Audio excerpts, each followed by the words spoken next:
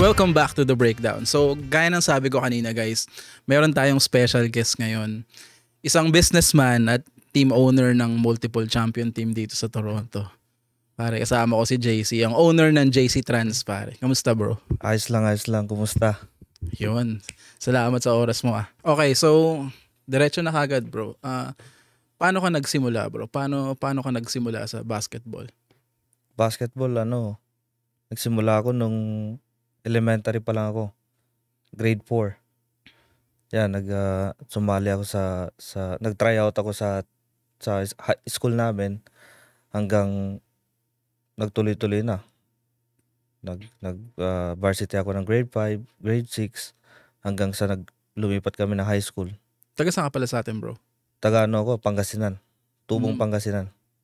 So sabi mo, grade 4, ibig sabihin 10 years old? 10 years old ka ba nagsimula matuto? Ganun? Yeah, mga ganyan, 10 years old. Considerably, medyo later yun, you know? Oh, late na. Yeah. Well, tama lang, I guess. Pero most kasi, di ba, parang 7 or 8. Iba pa kasi yung hilig ko noon eh. Nagsimula ka sa ibang sport? Billiards talaga. Hilig ko noon. Hanggang sa biglang napalaro ng basketball. Tapos yun, nagtuloy-tuloy na. In love ako talaga sa basketball. Kinalimutan mo na yung billiards? Kinalimutan ko na yun. Pero ano yun bro? Barangay ba yun or school? Mga school sa amin. Mga private school tapos mga public school naglalaban-laban. Intrams or nag-varsity ka ba nung elementary ka? Nag-varsity ako simula grade 4, 5, and 6 nung Tapos nung grade 6 kami lumaban kami sa R1AA, Region 1, sa buong region. Napasali din ako, sinuwerte. So naka-experience din ng at least masabi kong next level nung elementary ako. Merong mga notable players ka doon na nakasabay, nakalaro? Meron mga naglaro din sa sa mga university nung nag-college sila kasi high school sila noon eh. Mga kasabay namin. Mark Palisok yung pangalan. Mga galing din talaga na player.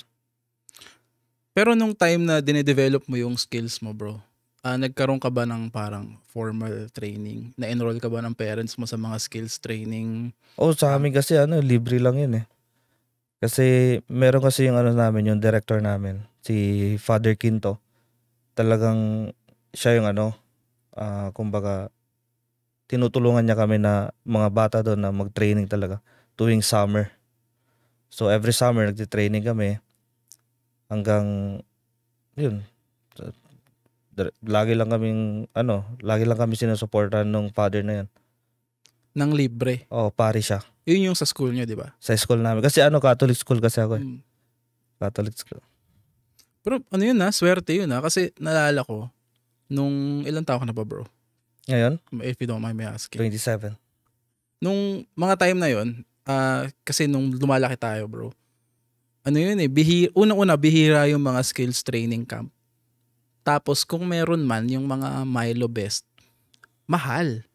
Parang hindi afford ako nung nagsimula ako mag-basketball 8 years old. By the time na grade 4 din ako, na doon na ako nagsisimula sa organize kasi na-introduce na ako sa school. So gustong-gusto ko talaga nung mag-Milo Best kasi yung mga kasabay ko nagma-Milo Best pero hindi kayang bayaran ng parents ko. Pero yung makakuha ka ng libreng training bro, ang laking bagay nun. Para sa isang bata. Pag summer kasi naalala ko noon nag-invite sila ng mga players sa Manila. Tulad nila si Calagio, Mark Calagio. Chris Calagio ba? Chris Calagio yata. Yeah, Chris Calagio. Tapos pupunta doon sila Marlo Aquino. Mga yan. Pupunta doon si kaibigan nila doon sa mga legends. Namin, Tapos nagdadala sila ng mga college player. Tinuturuan kami, tinitrain kami. Tapos nun bro, sabi mo, nag-varsity ka din ng high school. High school. Tama. Paano yung transition mo from elementary to high school? So nung elementary kasi, kami pa rin magkakasama. Yung mga kasama ko nung grade 6, sila pa rin nakasama ko nung first year high school ako. Which is Team C kami noon that time. Tapos, yun, hanggang umabot kami ng fourth year, kami pa rin magkakasama. So same school, Same nag-high school school ka? lang, yeah. Kala ko lumipat ka ng school or na-recruit ka to some high school na. Hindi. So hindi mo kailangan mag-tryout o may tryout pa rin papuntang high school? Meron pa rin. Mm. Tryout pa rin. Pero kasi, yun nga, yung mga kasama ko na elementaries, sila din yung kasama ko nung pagpasok ng high school. Parang dinevelop na lang kami nung mga coaches namin. Kaya naging solid yung grupo nyo? Solid yung grupo namin. Pero nung high school ka, bro, yung school nyo ba, ano yung mga notable na leagues na nalalaroan nyo? Meron bang mga malaking liga to na may nakakalabang ka na parang may narating na ngayon? Yung mga lang, mga prisa, ganun lang. Yung mga, doon lang din sa sa lugar namin. Wala masyado. Pero sa notable na players, wala. Pangasinan, no? Sino nga ba? Pangasinan talaga, lang. Yun, si Renz Abando, doon galing. Taga Pangasinan ba si Renz? Oo. Solid yun, man. Si Renz Abando. Parang yun ang future, sa mga future ng Philippine basketball yun. Oo, idol yun. Ako naniniwala ako, bro, kung ano yun. Kung like 4 inches taller. Ano ba siya nga? Like 6'2"? Mga ganyan, 6'2". Kung 6'6" tignan mo yung vertical niya, di ba? Pang ano yun, pang NBA yun, bro. Yung mga ganong klaseng pro, bira sa isang Pinoy. Kamusta naman yung playing time mo nun, nung high school ka? Babad? Nung high school, hindi naman ganun ka, hindi naman kasi ako pang first five. Bench player lang. Pero okay lang. Nag-enjoy naman eh. At natututo din at the same time. Yun naman ang importante, brother. Oo. Ako naniniwala ako, bro. Kapag natanggap ka sa varsity, meron kang some level of game. Hindi ako naniniwala sa bench player, hindi magaling, hindi. The fact na nag-tryout ka tapos nakuha ka, ibig sabihin, meron kang skill set na. Oo. Or nakita sa'yo yung coach na, uy, pwede to sa sistema na niraran ko. Kasi pag pumasok ka sa court, syempre, dapat talagang meron kang may tutulong sa mga kasama mo, di ba? Yeah. Pero ano yung laruan nyo nun, bro? Nung high school, parang systematic ba yung basketball nyo or parang anything goes? Ibig ko sabihin ng systematic kasi di ba pag yung mga coaches may kanya-kanyang sistema na nilalaro yan. May triangle offense, dribble drive. Yeah. Or kayo ba more on talagang skill level or mostly it's systematic kasi talagang gumagawa sila ng mga plays. Yun nga, sabi ko nga sa'yo, nagpapadala sila ng mga player galing Manila, nag-i-invite sila para ituro doon sa coaches. Yung coaches namin, tinuturo sa amin. So, kung ang daming mostly kasi ang namin doon, focus talaga namin, mga trap defense. Yun ang mga sa lugar namin. So, puro takbuhan kayo? Ganun. Takbuhan talaga. Full court press? Full court press, mga ganyan. Yun, nakakapagod. 1-3-1 na full court, ganyan. So after high school mo, bro, college, naglaro ka rin ba ng college mo? Nung college, nung intrams lang. Kasi nung college ako, hindi ko na natapos eh. Parang 2 semesters pa lang ako, papunta na ako dito. Pero hindi ka na nakapag-varsity. Same school ka ba nag-college, bro? Hindi, nag-college ako sa FEU. Manila? Sa Manila. Pumunta ka ng Manila after? Punta ako ng Manila. Pero di ba ang FEU may mga team pa rin yun? Marami siyang, hindi lang siya yung team A eh. Di ba marami pang team yun ng varsity players na naglalaro? Pero wala, hindi na rin ako. Hindi mo na tinry? Hindi ko na, ewan ko, biglang nag-iba eh. Parang culture shock din doon sa pagdating ko sa Manila. Siyempre, galing probinsya. Pagdating doon, parang, ganito pala dito sa Manila. Kaya yun, pumasok na lang, nag-aaral na lang ako. Kasi, yun, sabi ko nga sa'yo, 2 semester. Tapos nandito na ako sa Canada. Paano ka naman napunta ng Canada, bro? Dinala ko ng mami ko. Nag-migrate kayo as a family? Oo, as a family. Tapos, pagdating mo dito nun, ano yung unang mga ginagawa mo? Pagdating ko dito, magpapasukan na eh. So, pumasok ako sa adult school. Yung Yorkdale Adult School. Yeah, doon pumasok ako doon. Tapos, yun, dami kong nakilala Pilipino. Tapos, at that time, medyo maganda pa yung weather. Yun, naglalaro kami ng basketball sa outdoor. That time. Lagi kami sa may Lawrence and Kill. Ewan ko, narinig mo na yung outdoor doon, yung Pimlico. Baka napuntahan ko. Yeah. Hindi ko lang yung mga pangalan kasi yung hindi ko sigurado eh. Pero gusto ko i-ask bro, paano ka naman napunta dun sa pagiging, like, ngayon kasi owner ka ng mga team eh. Nakikita ko nagsusponsor ka sa mga maraming teams. Oo. Siguro mag-skip na tayo, puntahan na natin yung part na yun. Like, paano ka naman napunta sa ganon? Yung sa ganong ano. Nagsimula yun nung nagkaroon ako ng business ko. Hmm. Doon talaga. Kwento mo naman bro sa camera pala yung kung ano yung business mo bro. Yeah, ang business ko is non-emergency patient transfer. JC Medical Transportation. Doon galing yung pangalan na JC Trans. Yun yung pangalan ng team mo. Yun yung pangalan ng company ko, yung JC Medical Transportation. Oh, 'di ba? Yun din yung pangalan ng team niyo, 'di ba? JC Trans. Oh, JC Trans. In which niline up daw niya ako. Sinabi ko na sa vlog, bro. Pero hindi yun nga. So, paano nag-start yung business mo pala? That time I was 23 years old nung nagsimula yung business. Paano Pandemic. naisip? Parang may isang taong tumulong sa akin na sabi niya, subukan mo to, maganda to. Magandang opportunity.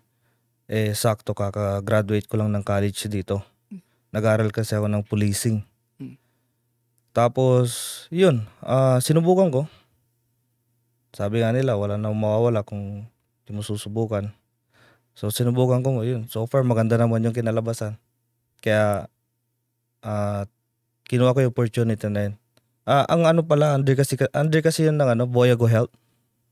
Pangalan nung main company talaga. Parang contractor lang ako sa kanila. 2020, pandemic that time, ilan pa lang kami. Hanggang sa year 2021, hanggang sa dumami kami ng dumami. Siguro mga 8 or 12 na kami nun sa team. And then, 2022, dadagdagan na naman. So, ang ginawa ko na lang, parang nag-usap-usap kami na bakit kaya sama tayo sa basketball? Mga liga dito. After work, sabi nila. Kasi yung work kasi namin is 12 hours. So, yun. Doon na nagsimula yung pagbubuo ng mga team. Pero ngayon, bro, parang 30 employees ka na yata ngayon nabanggit mo. Tama. Mga 30. Yeah. Around that. So, pag-usapan natin yung mga basketball team mo, bro. Pero bago mo sagutin yan, magko-commercial break muna tayo, guys. Magbabalik ang The Breakdown.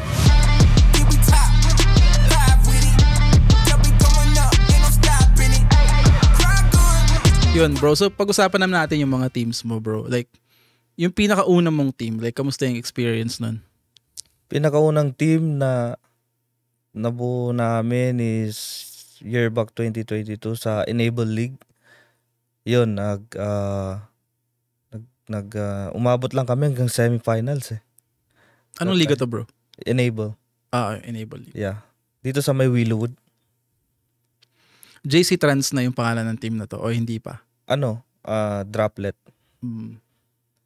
Pero JC Trans na yung namin nun. Yung kumbaga nire-represent namin. Tapos, after nun, paano nagtuloy-tuloy yung paggawa mo ng mga team?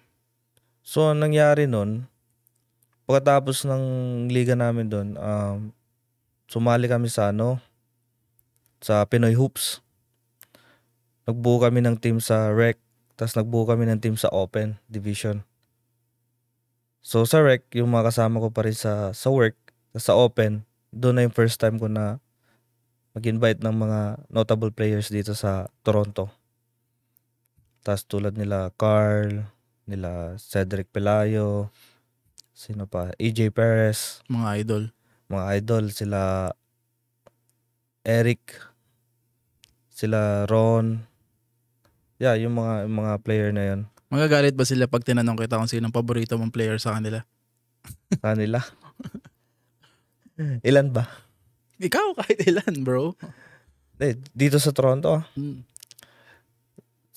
Yeah, ang mga paborito ko dyan, si Carl, si Sheldon, si Arman, Cedric, si Mike Ines. Lalakas yung mga yan. Yeah.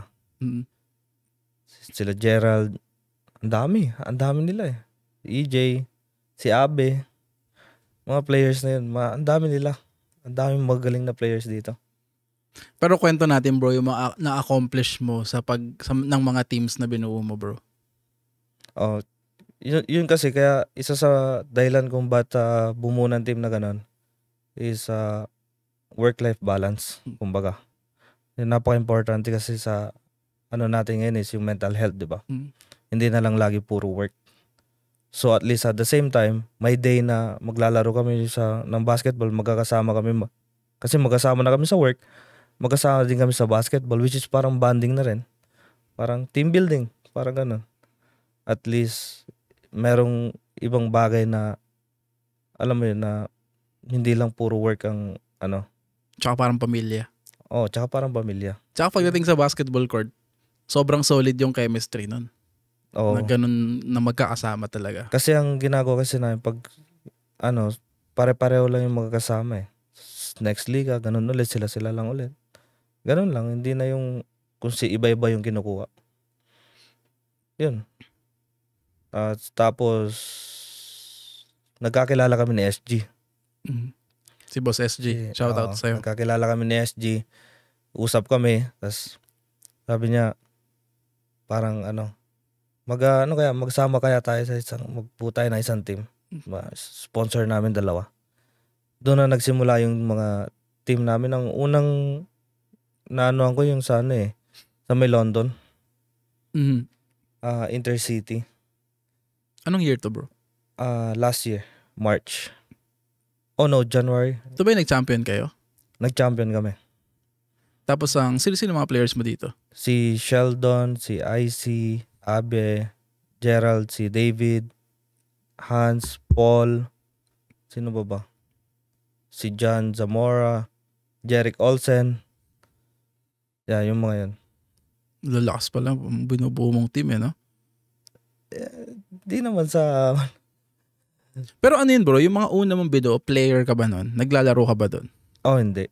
Lang talaga nag-enjoy lang akong sumuport at manood ng... Ever since nagbuo ka ng team, hindi ka naging player nun? Hindi ako naging player. Ayos pa. Akala ko naglalaro ka din. Kasi iba yung feeling pag nanonood ka, nagulat ka, yung ibang level yung pag naglalaro sila, di ba? Sobrang intense, tas talagang napakagaling. Makakasabay ba ako dyan? Lalakas ng team mo Siguro. Manonood kaya nga welcome to JC Trans na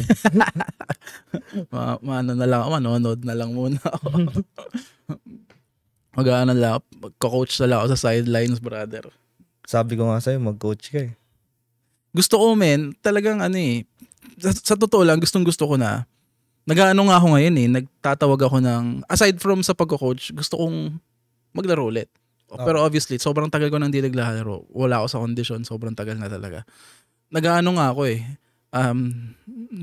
minamessage ko yung mga dati kong trainer tsaka mga coaches. Magpapatulong ako na kung pasok sa mga schedule namin. Pa-ensayo lang, papayat lang ako saglit. Parang gusto ko talaga kasi bumalik. Sinusubukan ko Pero contact mo si Level Up Basketball. Si Level Up Basketball, sabi ko Kaso malalakas na yung mga kliyente ni Level Up Nahihiya ako sumabay. Hindi naman. Hindi, mababa pa yung confidence ko, brother. Pero babalik tayo dyan. Pero kasi naalala ko, nung mga pre-pandemic kasi ako sobrang batak yun talagang nag-e-ensayo talaga ako.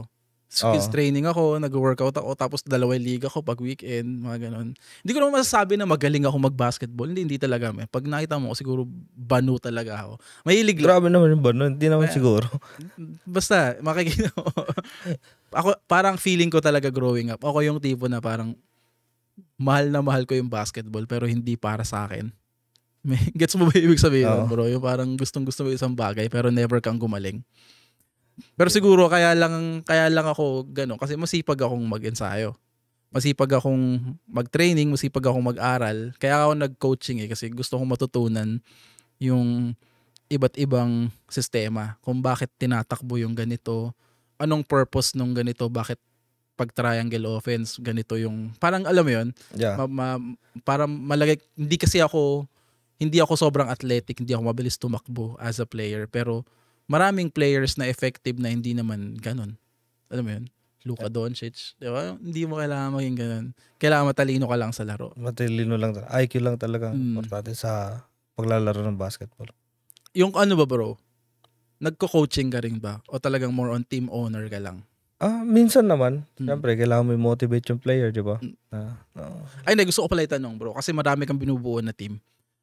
Paano ka pumipili ng player? Mostly kasi ang pumipili ng player si Sheldon. Pag si Sheldon, pag ano niya yung team, si Carl, si Mike, depende sa kanila, silang namimili ng players. Sila yung humugot ng team nyo? Oo. Si Coach Joem.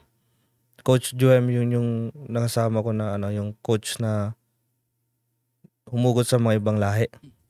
Mga naglalaro sa mga NCAA ganun. Yeah. Siya yung mga siya yung mga humugot ng mga player na ganun. Pero ikaw wala kang part dun sa kapag recruit ng players? Meron naman. Meron naman, pero anong tinitignan mo? Anong hinahanap mo sa player pag ikaw naghahanap? Hindi lahat dapat yung talagang kumbaga dapat role player talaga. May role player, may talagang leader. Hindi sa dapat leader ang tinitignan mo. Yun. Hindi sa skill level. Kasi andun given na yun Talagang magaling na talaga sila Pero yung pagiging leader yun yung mahirap hanapin sa isang player. Sa team nyo ngayon bro, sino yung ganun, parang leader ng team mo? Kasi dito sa team namin ngayon,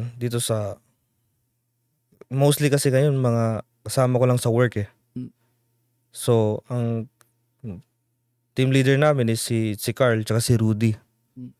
Yung may-ari ng PMR. Tapos, yun. Tapos, kailan ba yun? Pagkatapos ng tournament namin sa London, doon na namin napag-decidean na magbuo ng liga ni SG. Kailan kayo magtatayo ng liga? Hindi, naitayo na namin. Ito ba yung Sunday's Best? Sunday's Best Basketball League. Okay, sorry. Sunday's Best Basketball. Kwento natin yun bro. Kwento natin bro.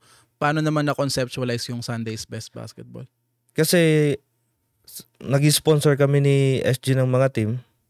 So parang ang daming ligang nasalihan namin. So nag-decide kami na parang why not subukan natin magpaliga? Ayun, sinubukan namin. Ilang teams lang nung unang season. Maganda naman yung kinalabasan. Hanggang ngayon, tuloy-tuloy pa rin. Sa June 23 yung finals. Ilang divisions yun. Magandang mga maglalaban sa finals. In which lalaro yung team mo, tama? Pasok sila. Yung team. Yun naman lupit, bro.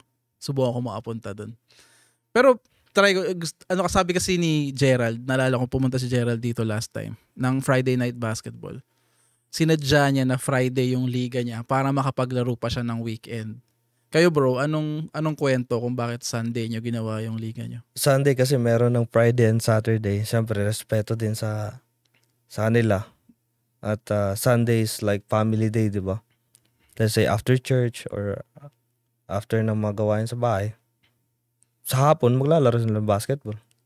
At saka men, alam mo, lagi kong sinasabi to I think good move yun, yung ginawa nyo ni Gerald na Friday and Sunday. Parang ngayon, maraming liga. Madami. Pero yung fact na hindi kayo nagsasapawan, may ni PHBL ng Sabado. May Sunday's Best, may Friday night. Alam ko meron pang iba, 'di ba? Sila 7 to 10. Yung 7 to 10, yeah. Sila 6 side. Pero ang lupit nung ganun no, na parang parang buong weekend may nangyaring laro. Para sa akin bro, yun yung parang big three ngayon ng mga ligang Pinoy si Friday night, si PHBL, tsaka si Sunday's Best Yun lang, support na lang sa isa't isa. Anong future plans ng Sunday's Best, brother? Ganun pa rin. Tuloy-tuloy pa din ng ang mga season. At maraming prize, maraming pa premyo si SG. Marami siyang pakulo. Si Boss SG, sana ma-invita natin dito next time. SG, next time, punta ka dito. Naman sabi sa akin, busy daw siya. Si SG, alam mo, naging kakampi ko sa isang liga sa Willowwood yun. Doon ko nakilala yun Pre-pandemic. Hindi ko alam. Anong team yun? UFCCBC. Ano pangalan ng liga? UFCBC. Yung kay Reggie. UFCBC, yeah. Yun. One time lang ako pumunta yun, tapos naging kakampi ko siya. Parang may ang format yata ng liga na yun, parang bunutan ng teammate. Hindi ko alam, nakapaglaro ako. Parang House League. House League, yeah. Tapos naging kakampi ko sa FG. Wala yata kami pinanalong laro, bro. Sorry, boss. Pero yun nga, bro, medyo nawawalan na tayo ng oras, bro. So bago natin end, baka meron kang gustong i-promote at any shoutouts, bro, pasabi na sa camera. Yun lang. Yung company name, thank you. So lang mag-thank you sa thank you sa Voyago Health for the opportunity. Maraming kabataan at mga taong natulungan. And thank you sa lahat ng ng makasama ko sa work. Sa family ko, yun sa girlfriend ko, laki yan dyan. Tapos yun, magtutuloy-tuloy lang yung JC Trans. Bubuo ng team at kasama ka na doon. Wala nang shoutouts? Ayun lang. Alright, so yun bro, maraming salamat sa oras mo, Salamat. bro. Sana makabalik ka pa next time. Babalik tayo next time. And tingin ko magkikita naman tayo madalas eh. Pero yun, thank you And yun guys, nakatapos na naman tayo ng isang episode and magkita-kita tayo next week dito sa The Breakdown.